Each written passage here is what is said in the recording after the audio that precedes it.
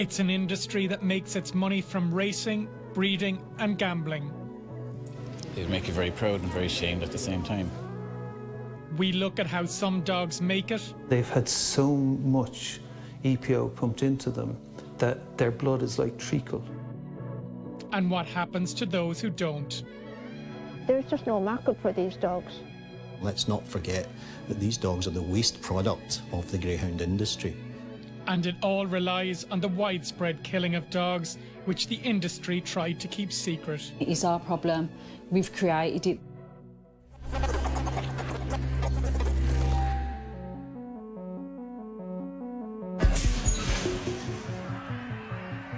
In the greyhound world, it's all about speed.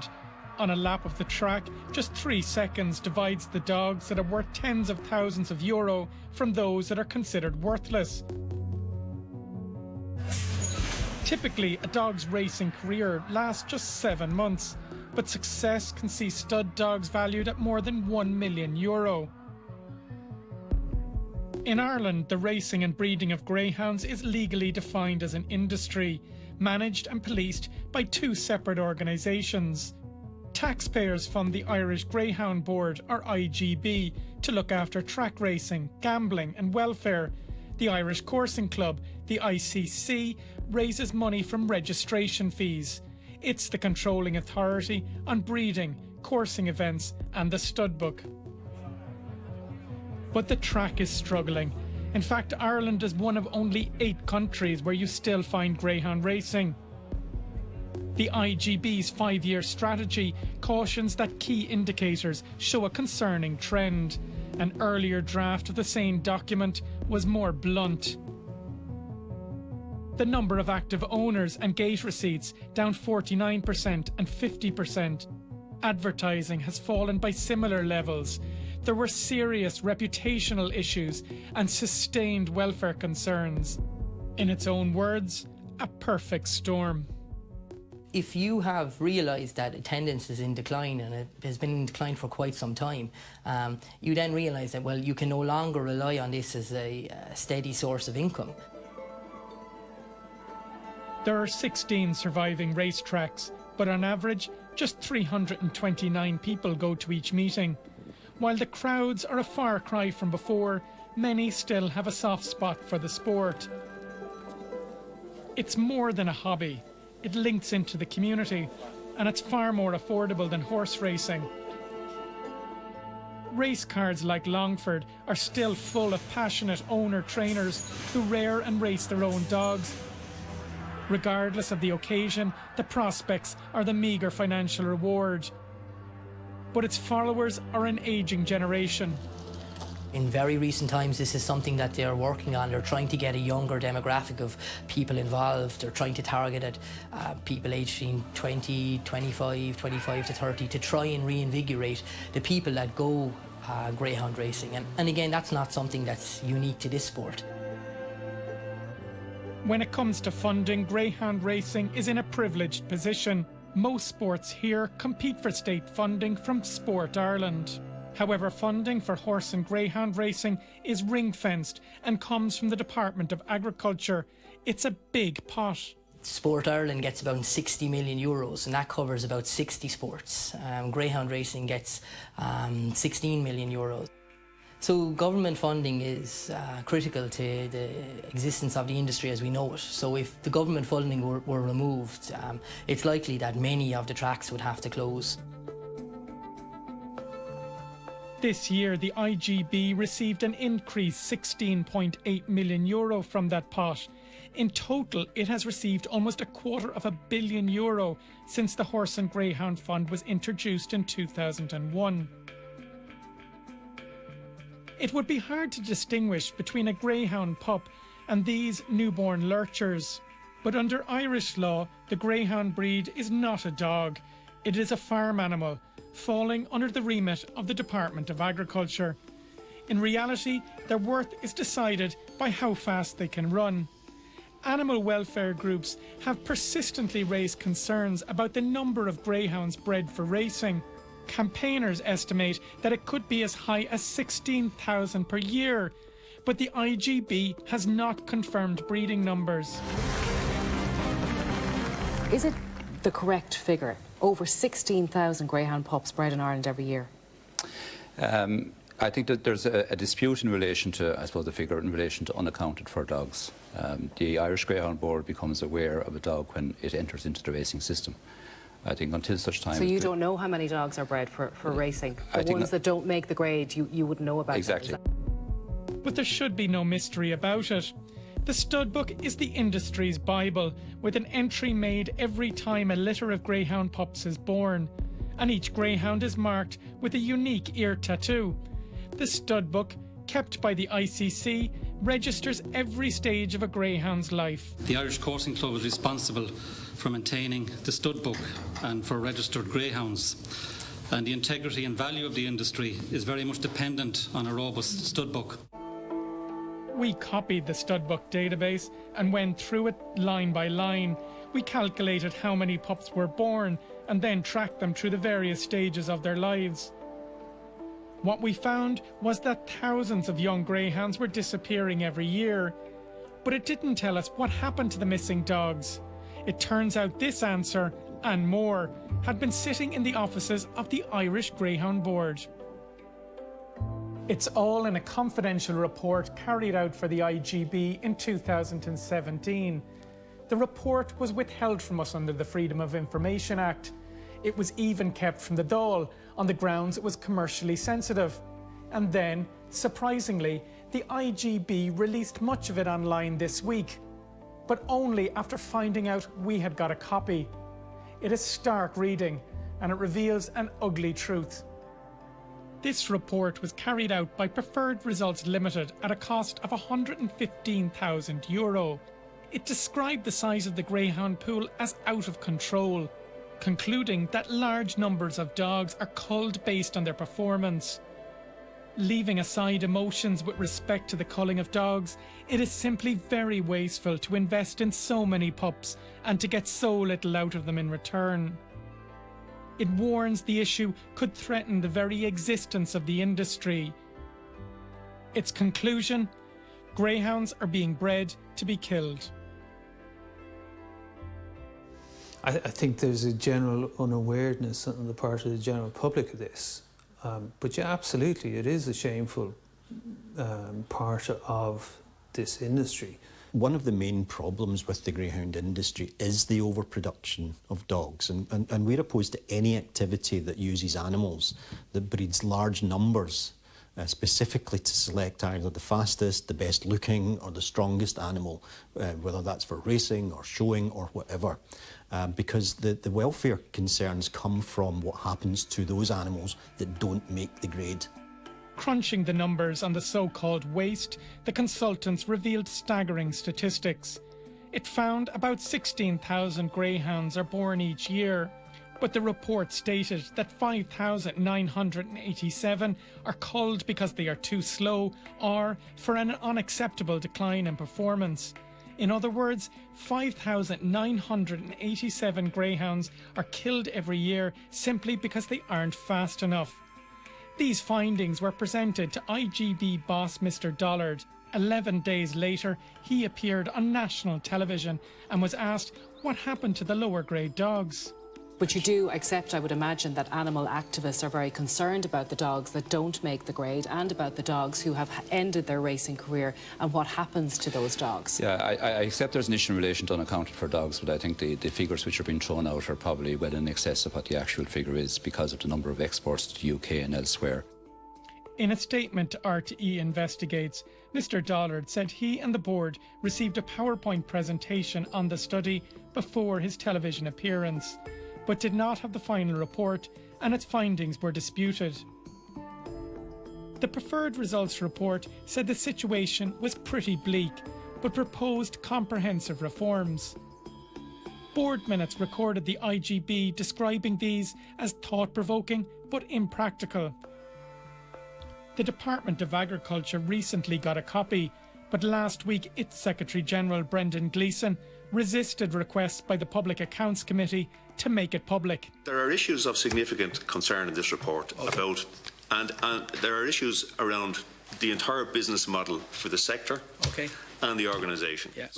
He was also asked why the department was not told about it sooner. And would it be the case that the board didn't like the look of this? Here, listen, this makes us look bad, bury that. Well, they didn't agree with the recommendations in the report, as I understand it. But nevertheless, there are matters of significant concern in the report, and they may have concluded that there are other ways to deal with this. But on Monday, the IGB released parts of the report, saying it was because of our investigation. The IGB stated it gave a copy to the department when requested and has taken proactive measures to address areas of concern. There's also concerns over the number of litters being produced and the number of animals that are subsequently registered, and we believe there's a large gap in which thousands of puppies that are born that are never registered simply disappear. We spent months investigating the large-scale culling of dogs. The picture was not pretty, and we'll return to it later. We also found other significant problems in the industry. Anybody involved in the industry knows that there is a drugs problem in the industry. We see the long-term negative effect of a lot of these drugs on these dogs. I mean, we see dogs who come in and they've had so much EPO pumped into them that their blood is like treacle. All of that I won without the use of drugs. Never had a drug positive in either England and Ireland. And yet I could win. Many years in the game, Tony Walsh chairs the Greyhound Owners and Breeders Federation, but doping has left him disillusioned. Then it came to the stage where I saw I couldn't win. I just gradually phased out of it. I'd say at the peak I had 50 or 60, at least that many. Maybe he could have even gone to 70 at one stage, until this is the first year that I haven't a greyhound in the kennel. Mr. Walsh's outlook is reinforced by cases appearing in district courts around the country. Clonakilty on April 1st, local man Tom Tanner, who was a trainer, pleaded guilty to 3 charges of possession of illegal animal remedies and 1 charge of obstructing an officer. He was fined €4,000 and he said he has appealed the severity of the fine. RTE Investigates is aware of 2 other cases involving prominent trainers that are currently before the courts on similar charges, but they cannot be named until their cases are resolved. There's no improvement. There is absolutely no improvement. And until that's reversed, then it's only going one way. It's going downhill. The only substances that should be given to greyhounds should be on prescription from a veterinary surgeon. So we would be concerned about doping as an animal welfare issue. The IGB is well aware of the problem. 4 years ago, it asked UK professor Tim Morris to examine doping in the sport. He reported back on long-standing and significant deficiencies in policies, processes and their implementation. In a statement to RTE Investigates, the IGB said it has invested in laboratory equipment, worked to educate trainers and assist the department as part of an overall concentrated effort to address any doping and misuse of medication in greyhound racing. The Irish Greyhound Board position is very clear. There is no place in the industry for those who engage in doping practices or misuse of medication. But there has only been a single case where a trainer had his licence revoked by the IGB because of doping issues, and that was in 2015. There have been so few sanctions brought against so few people over the last number of years. It just doesn't add up that that's an industry that is really serious about enforcement of the Drugs and Animal Remedies Acts in this country. The IGB handles doping cases through its Independent Control Committee. Another trainer at the top of his game for 18 years is Owen McKenna. He was fined when a masking agent was found in a dog in his care. Graham Holland has watched dogs he trained win more than €1.8 million in prize money at Irish tracks, twice as much as any other trainer. Both lost separate High Court challenges to the IGB disciplinary process last year, arising from positive drugs tests. In Mr. Holland's case, the challenge arose from a very high-profile scandal. It's emerged that Clonbrien hero, who won the Irish Laurels last July, tested positive for a metabolite of cocaine on 3 occasions during the competition. Because of the positive test, prize money of €30,000 was withheld. But how widespread is the doping problem? To get a sense of scale, we used Freedom of Information laws to get an inventory of all items seized by the department's Special Investigations Unit over a 3-year period. The unit investigates the use of medicines on the black market for horses, farm animals and greyhounds. Then, through court records and industry sources, we were able to establish that 80% of the items came from premises linked to greyhound trainers. It is a veritable drugs cabinet. I mean, there really is everything there. There are, you know, growth hormones, anabolic steroids, everything to make the dog run faster. There are drugs to control the side effects of other drugs that are being used. It's quite advanced. There's quite a level of scientific knowledge appears to have gone into some of the doping.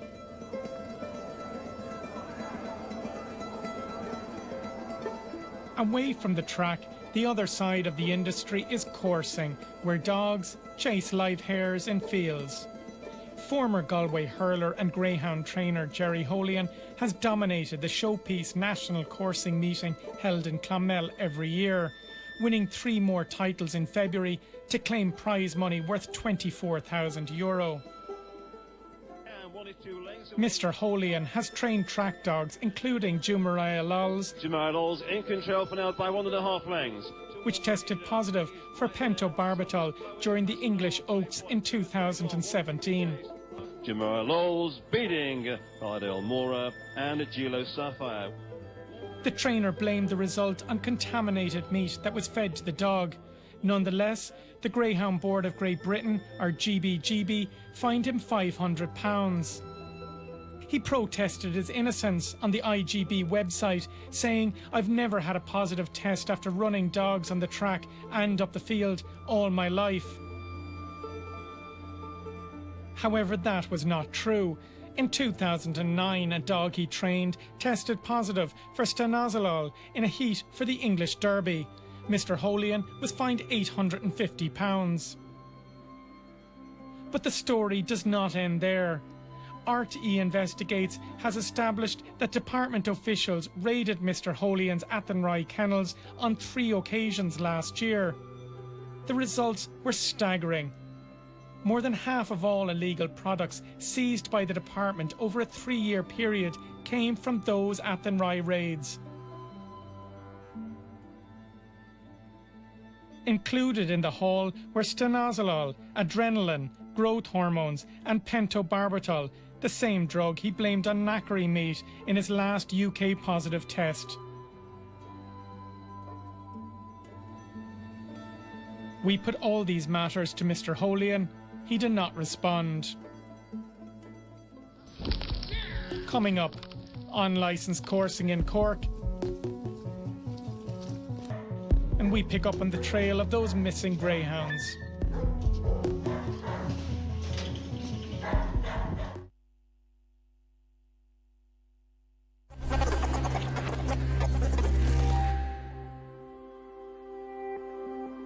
Greyhound racing is becoming a little more transparent. In Britain, where most dogs are Irish, newly released figures show that last year 1,000 racers were put down for different reasons. In Ireland, official statistics now show 575 deaths at racetracks since 2014. The highest number of fatalities occurred in Mullingar. And one of them taking a tumble there, the 4 at the back of the field. Then he's impeded, and the 3's taking a heavy tumble. Running slightly wide, but then cuts in. Oh, the 4's taking a heavy tumble. Bang there. Behind that, you've got 1, then 5. Oh, there was trouble there. A nice run up. There's plenty of bumps and barges, and 6 takes a tumble. As 2 and 3 badly hampered at the back of the field there. 2 was bang there on the rails. They round the first quarter. There's plenty of tumbling on Argy-Bargy in behind. He's up the inside, as is the 2. Out wide, 5 and 6. Oh, the 6 has been bowled over. The IGB said to address this, it installed a new hair rail and bought a new tractor to maintain the surface. Away from the cameras, other welfare incidents reveal cases of extreme malice. IGB welfare logs describe a number of these as ears tampered with, or, to be more specific, cases of ears being scorched, melted with acid, or in these cases, butchered. Why would somebody do this to a young greyhound? As a racing greyhound, he would have had tattoo in the ear, which would identify him, a birth tattoo, date of birth, and his owner. So they cut the ears off so that the owner can't be traced. This is a young greyhound that didn't make it in the racing world. That's basically what it is. He just has been a failed racer. Other unsavoury incidents have generated further unwelcome attention. Investigations have been launched here and in France following the discovery of 11 dead greyhounds in a vehicle on board an Irish ferries vessel on Monday afternoon. Behind these padlock gates lay the dumped carcasses of 6 greyhounds. There was some of different stages of decomposition. There was 2 that were shot recently. You could see the pools of blood on the floor. There have been numerous other cases, many of which went unreported, like dead greyhounds found in the countryside of County Down, Wexford, Cork, and in a bog in Offaly. Another found floating down the River Barrow. But one man's cull made the headlines in the UK. This man was today prosecuted for burying dogs he killed behind his house in County Durham. This case came to light when David Smith was secretly photographed taking dogs into a shed on his land in Durham, northeast England. When he re-emerged shortly afterwards, both dogs had been shot in the head. The man was estimated to have killed 10,000 greyhounds in this way. Following an expose by the Sunday Times, the dogs in the wheelbarrow were identified as 3-year-olds Clash Nitro and Rent a Flyer, bred and raced in Ireland prior to being sold off. This case had numerous knock-on effects. It was the catalyst for one of the most active anti-greyhound racing movements in the UK, Cage Nationwide.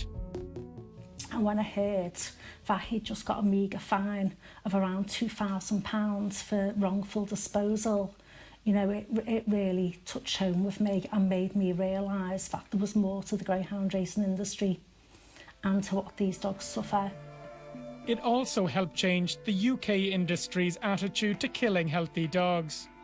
To see dogs in wheelbarrows that have been bolt gunned being put into mass graves is horrendous. So we had the UK government looked at that. They brought in the legislation around the regulations with greyhounds, and I'm more than confident to say that that would never happen in the UK now. England is the main market for Irish breeders. About 7,000 greyhounds are exported across the Irish Sea every year, sometimes for big money.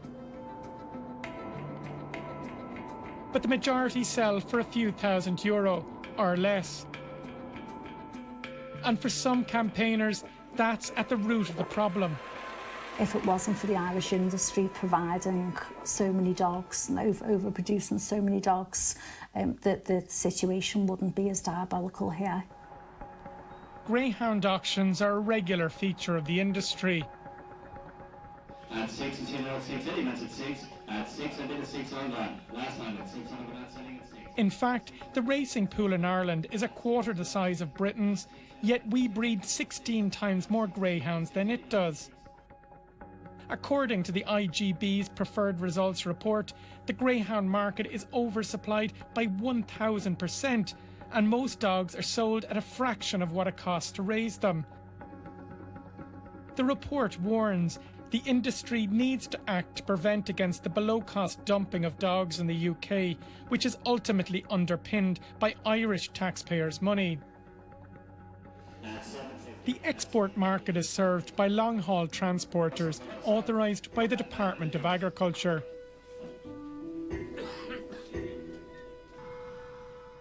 Each transporter needs a European authorisation, introduced to ensure those who drive animals long distances are fit to do so. One of the country's busiest transporters is Cashel-based Elite Canine Transport, run by Ross Miles. he is currently disqualified as a sales agent in Britain because of an unpaid doping fine. GBGB's disciplinary committee described the doping breach as a serious one, especially as Mr. Miles had been the subject of 3 separate inquiries during the last 3 years concerning positive samples at sales trials. Yet a British disqualification has no impact here. His Irish transportation permit allows him to continue working across the Irish Sea, and he delivers to England almost every week. We asked Mr. Miles to comment, but we received no reply. Also on Britain's disqualified list is the Clonakilty-based former trainer Tom Tanner. 5-2-1, bound on indeed, and Tom Tanner was motoring home. In July 2016, as an authorised transporter, Mr. Tanner drove 24 dogs, 1,000 kilometres, to a sale at Kinsley Stadium, Yorkshire. Now, when Mr. Tanner turned up and both the promoter at that track and the trainers went out to see the dogs, they were in a really poor and shocking state. Dogs were transported over from Ireland, not on sufficient bedding. There was no access to water that could be seen, and effectively they're just laying in their own urine. A GBGB disciplinary committee found the Greyhounds endured appalling conditions on a miserable and 15-hour-plus journey from County Cork to Kinsley Stadium, causing them unnecessary and extreme suffering. It decided Mr. Tanner should be warned off, which is the ultimate sanction the GBGB can impose. Effectively, you can't have anything to do with the UK sport.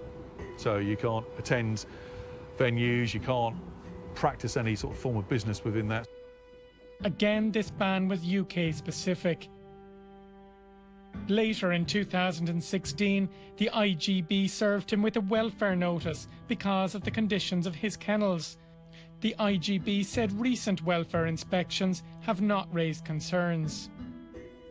Mr. Tanner is entitled to transport dogs under licence from the Department of Agriculture. In a statement, Mr. Tanner said he complied with the GBGB decision other than not yet paying the fine. He said the welfare cases did not preclude me from transporting dogs, but I am no longer involved in greyhounds in any capacity. I no longer transport greyhounds. However, that is not what he told us the previous week. Phoning him as a potential customer, he assured us he could take our dogs. I'm out of action at the moment. The engine is gone in the van. Okay. So I'll be out of action for another week and a half. Yeah, well, it's normally Fridays. I travel for delivery on Saturday, Friday week. So not this Friday come, but maybe Friday week you'll be going? Yeah. When we went back to him about this, Mr. Tanner said he knew our inquiry to be a fake call. The department said it would not comment on individual cases, but confirmed authorisations may be withdrawn or fixed penalty notices issued where breaches of the authorisation are established. But Britain, the key market for Irish greyhound breeders, is now in decline. For the last, the very last, we're off and we're racing, and 4 gets a good start in the middle. Bam Bam's Moochie 2 though rushing up the inside. There were once 33 greyhound tracks in London alone. Now there are none. Back home, the decline in attendances at greyhound racing has worsened financial troubles, and even the fabled Harold's Cross was shuttered and sold to pay off a multi-million euro debt run up by the IGB. But there are occasions that buck the trend. Coursing is banned in most countries, but events here still generate a buzz, like the showpiece of the coursing calendar, when every February thousands throng to Clonmel for the 3-day national meeting. A vibrant mix of passion, punters and protests. Despite a loyal following, coursing has been more controversial because of concerns for the hare. I'm very proud of the times when Ireland is unique, but I'm not proud of the fact that we are unique in this. We're only one of 3 areas who continue to have live hare coursing. It's banned everywhere else. Hares are a protected species, and coursing is highly regulated. This House voted overwhelmingly in 2013, with certain restrictions and conditions, to facilitate the legal holding of coursing meetings. It comes with quite stringent conditions, and that's right and proper, and it's right and proper that they are policed and that breaches of those conditions are punished as provided for in the law. The Irish Coursing Club says all the regulations are being observed. And on top of that, its members spend their time protecting the hare. Coursing and conservation are inextricably linked. So those who are involved in coursing are actively going out and finding those yes, who are illegally correct. hunting? Coursing takes place... Why do you do that? Because we have a care for the hare. A coursing club will run a meeting over 2 days, but for the 363 days of the year, they're out there protecting the hare. But that's not what we found when we took the ferry to Whiddy Island off Bantry in West Cork on a Sunday in February. The ferry was full again the following Sunday. And the Sunday after that.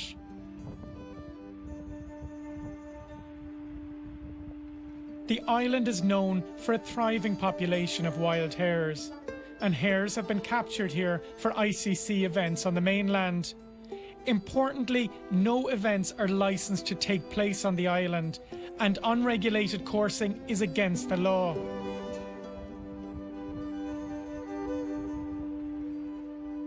Once on the island, the coursing party breaks up into smaller groups. They use terriers and shouts to scatter the hares.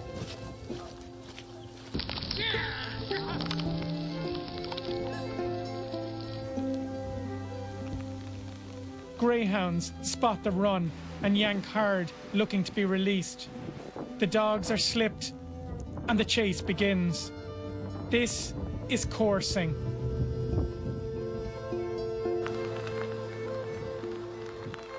The dogs are muzzled, but this event is not licensed and it's not regulated. It is what the ICC said should not happen.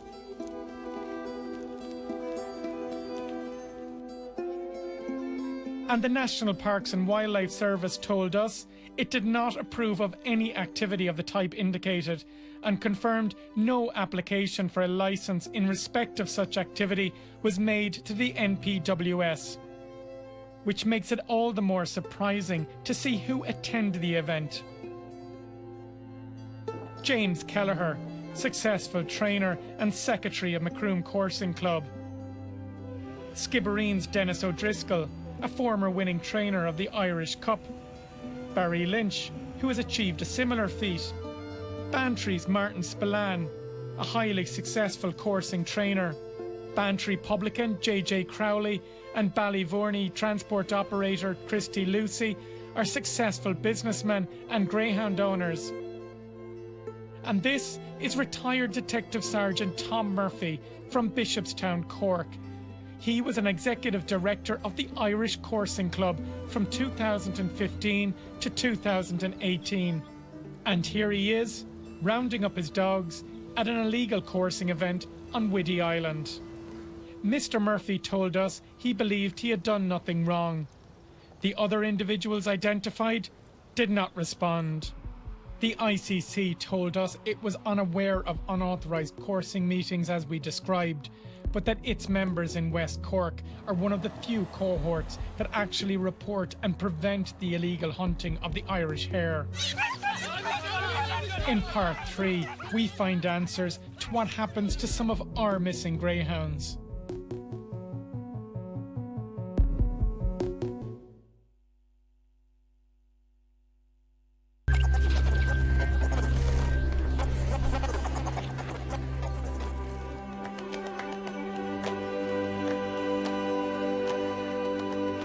The IGB spends just over €100,000 from the €16.8 million it gets from the state on its Irish Retired Greyhound Trust.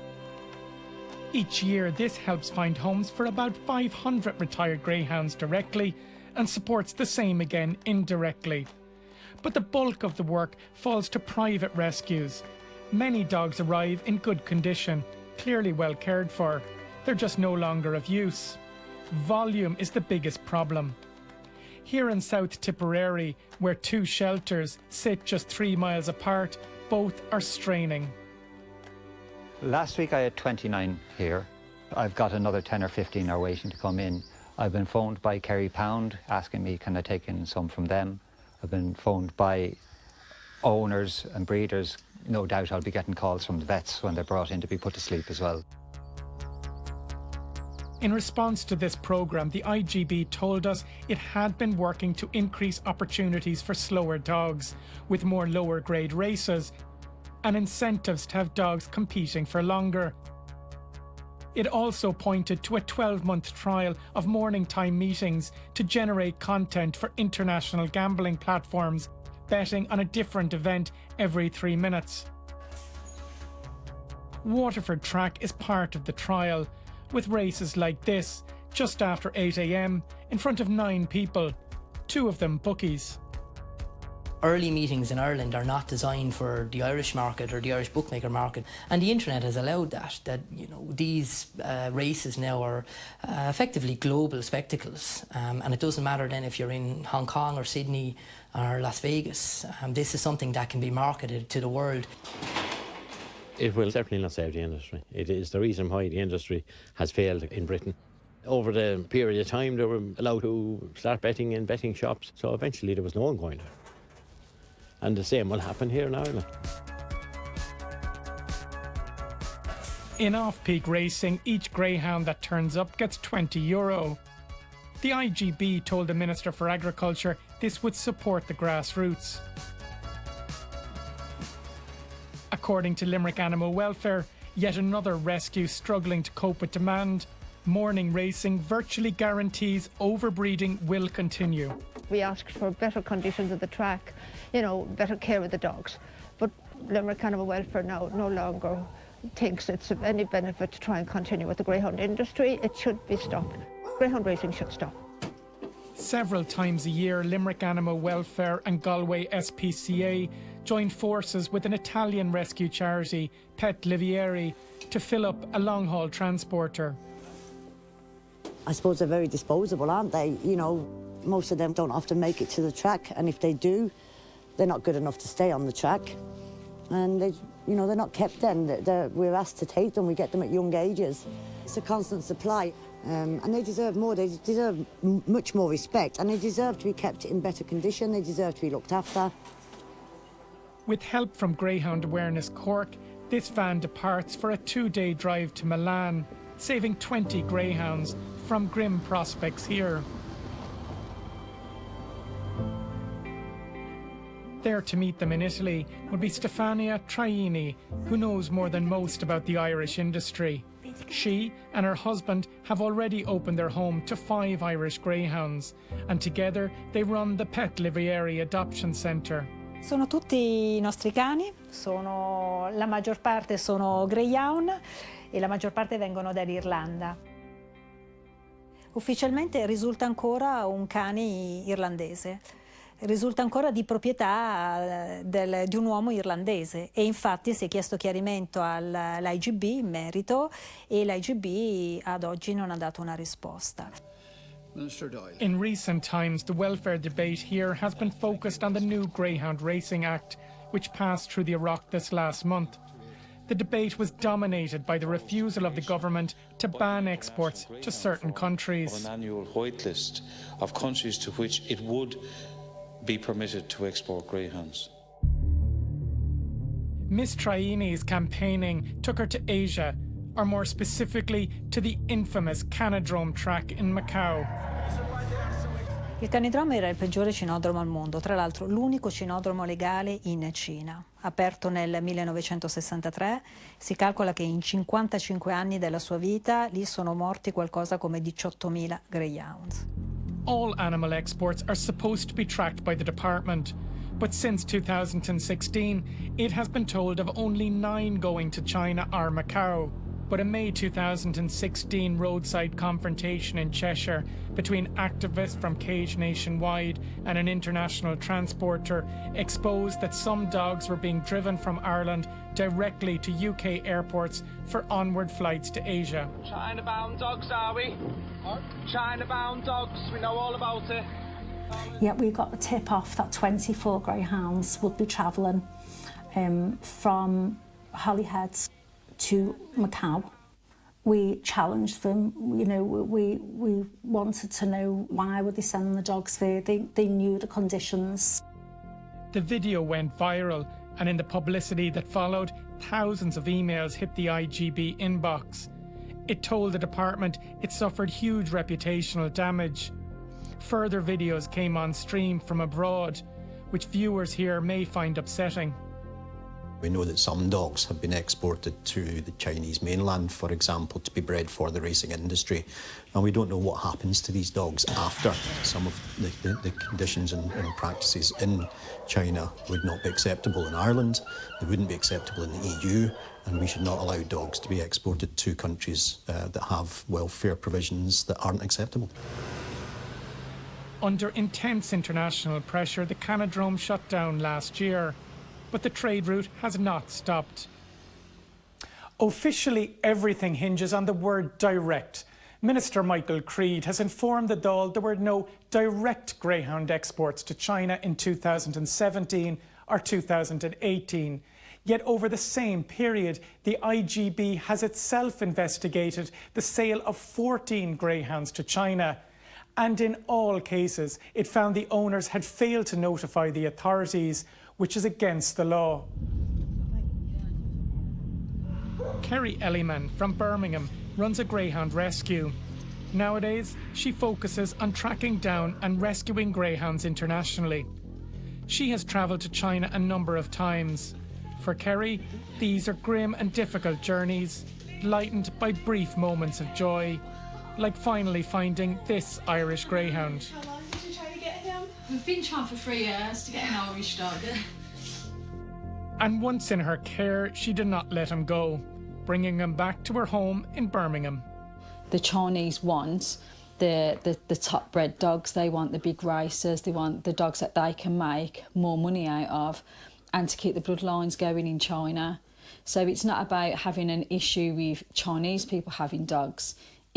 My issue is where they're going and what industry they're going into when there's no protection for them. This month, she returned from China, having bought another Irish dog. But like all the others that have turned up for breeding in China, they are all still registered to a well-known kennel in Ireland. This is despite their ICC paperwork being in the hands of the Chinese breeders, who use it to prove the Irish brand and entice local breeders to pay up to €600 a turn to mate with an Irish stud dog. And all this for a trade that officially is not happening. The people in China have got the stud books, they've got the paperwork, they're still microchipped to Ireland and to the IGB and to the GBGB. So, you know, what more proof do you need, really? Hello. Hello there. The concern of welfare groups is that overbreeding in Ireland is now leading to excessive breeding in China. This year, 6 Irish greyhounds were added to a Chinese breeding database. The most prolific breeder on it is a County Kerry greyhound, last seen at home 5 years ago, trying to earn a place in the Irish Derby. The surplus from these breeding regimes end up in some of the worst places imaginable for dogs. The meat market, the first that hits you is the sound, because they're castrating piglets with no anaesthetic. With the dogs, they keep them in big trucks and cages. And when I was there, it was a constant flow of greyhounds coming in. And how they bring the dogs into the market as well, they're tied to motorbikes or to trucks, so the greyhounds are having to run along these vehicles as well, and then they sell them, and then they get put in the meat truck.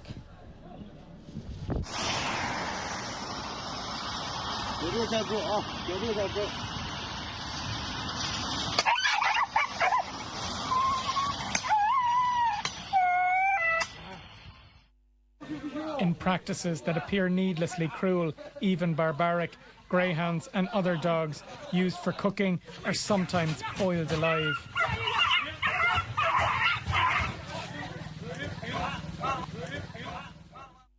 It's wrong to think, well, it's not our problem because it's in another country, nothing to do with us. But when we're supplying that market and Ireland and the UK supplying the racing industry in China with the dogs, then it is our problem. We've created it. In the lead-up to the recently passed Greyhound Racing Act, campaigners questioned the fate of Irish dogs going to the UK for sale further afield. All we would do is add bureaucracy on responsible greyhound exporters and owners. But we would fail to stop an unscrupulous exporter who had exported to a country with a problematic welfare record. The animal welfare lobby looked explicitly to ban sales to countries like China and an increasingly popular destination, Pakistan. In recent years, grave concerns have been raised about the export of Irish greyhounds to race in countries where the welfare standards are poor or non-existent.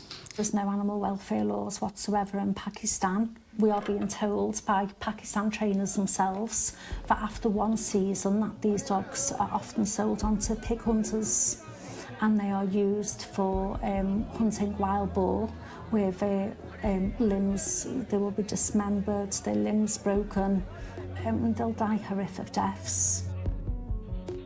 Footage like this is published by some of the same Facebook groups involved in the racing industry, and it is gruesome.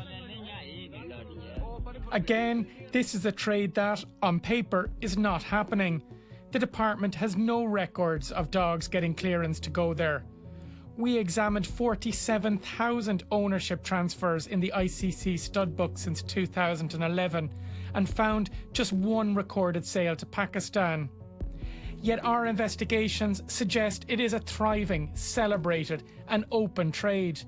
Within IGB records, we found evidence of sales going back 60 years. Almost every week, kennels in Pakistan announce a new arrival from Ireland, often posting photos on Facebook for their Irish friends. 70% of advertised stud dogs there are Irish bred. And many prominent people, especially in the world of Irish coursing, are still the registered owners of greyhounds who are currently competing and breeding in Pakistan. In a statement, the ICC said, if the buyer lives outside the country and fails to comply with the law and lodge the appropriate paperwork, it is not possible to effect the necessary changes to the register.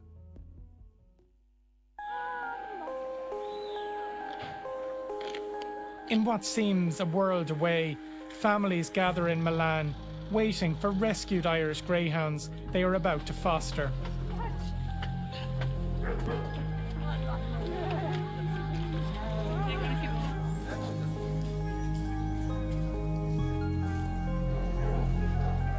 We can't keep going around and relying on other countries to make sure that they can adopt Irish dogs. I know that she's been really lucky, and some of her friends aren't so lucky. They're just treated so harshly at home. You know, it'd make you very proud and very ashamed at the same time. There are going to be an awful lot of dogs that are not going to be wanted. We need to make it easy to get them out of that industry rather than have them get a bullet in the head. If the dogs that get to Italy are the lucky ones, what of those left behind? And what happens to the thousands of greyhounds that go missing every year? Euthanasia is an option for the unwanted. The IGB says going to the vet is the most appropriate and socially acceptable method, and this was a key recommendation in its code of practice. But this costs the owner about €80. In the past, a cheap alternative was the local dog pound. Between 2010 and 2014, over 3,400 greyhounds were surrendered to dog pounds in Ireland. 87% of those were euthanased. That's almost 3,000 greyhounds euthanased in that 5-year period. When I joined the ISPCA, we put a stop to that.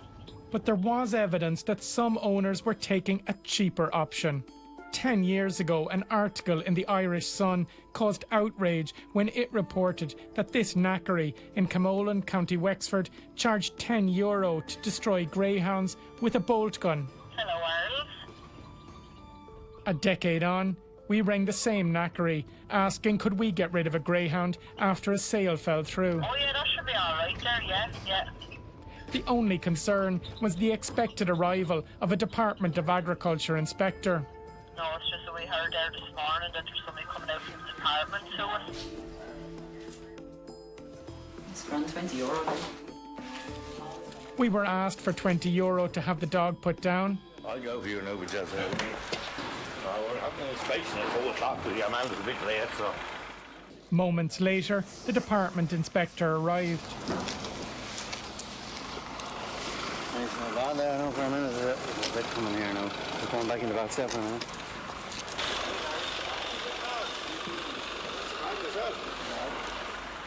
The knackery staff weren't fazed by the officials' arrival, but they advised us to put the dog out of view. Oh, sure. Get it out below there in Italy, John. Oh, the shed or something there. We made our excuses as planned, took the healthy dog with us, and left. The Department of Agriculture licenses and polices knackeries, known officially as Category 2 intermediate plants. So we asked it, was it okay to have a greyhound killed in this way? The department said no, because food safety laws demand that these animals are kept away from these plants. Dogs, including greyhounds, are classified as a Category 1 animal and cannot enter a Category 2 plant, dead or alive. Euthanasia of greyhounds or other animals is not approved. In a statement, Larry Earl Limited said the only meat processed is bovine animals and that the department has full access at all times to the company's records. But the Camolan knackery was not an isolated case. Oh, we put them down and we dispose of them. Yeah, there's no problem, like, yeah, if you want to do that, we'll do that, you know. All right, well, we bring them over there, we'll have after you. We'll put them down and take them from you, and I'll give you a receipt for them. We contacted 30 licensed knackeries and made the same request. Half of them refused, either referring us to a vet or saying they were no longer allowed to put down dogs. The other 15 said they would kill a greyhound for prices ranging from €10 to €35 each. Look, if it's gonna come in with one dog, it's €20, whatever, 3 of them. 10 euros each, yeah, 10 each. It's €20 each. You make sure that you ask your must well know when you come to us. 20 ahead. We're getting 20, €30 there to take in dogs, all animals, all that sort of shit, like, you know. Yeah, would €100 such a thing be alright? They're €10 each per down. It's a 2-2 rifle, that's what I use. John Stiles and Sons Limited outside Portlaoise stood out because it told us it shot dogs in bulk. It's €20 a piece. There's lads bringing in dogs in 10s. How much is that? €20. €20? Yeah. Okay. Turn then. It's okay, like. Oh, yeah. Put them over there into that pin. There's a pin there beside that wall. Put them into it. Where do you go? Bring the treating back then and all that, then we'll do the treating. All right? Do the treating, yeah. All right. Now better have it. We took our dog and left. In a statement, the company said it has operated its business within the permits held and rules and regulations as advised to them by the Department of Agriculture. The department told us it will review the situation with regard to the activities of Category 2 plants when it sees the evidence and footage detailed in this programme.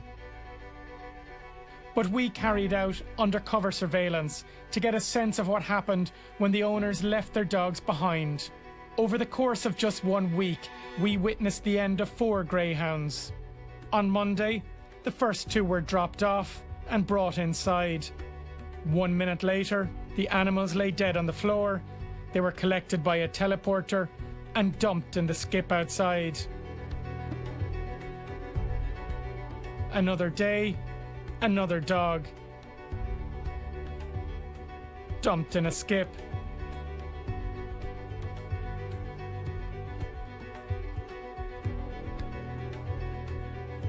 On Wednesday, another dog, the same fate, delivered, destroyed, and dumped.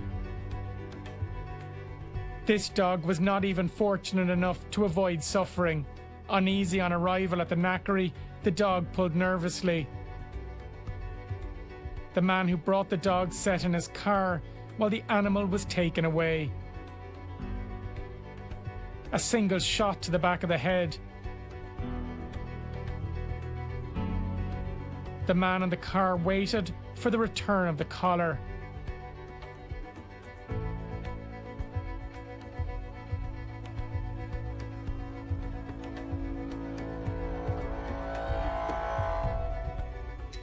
And then driving off, leaving the dog writhing on the floor for the last minutes of its life, before it was dumped, like so many of our greyhounds, into a skip for collection and disposal.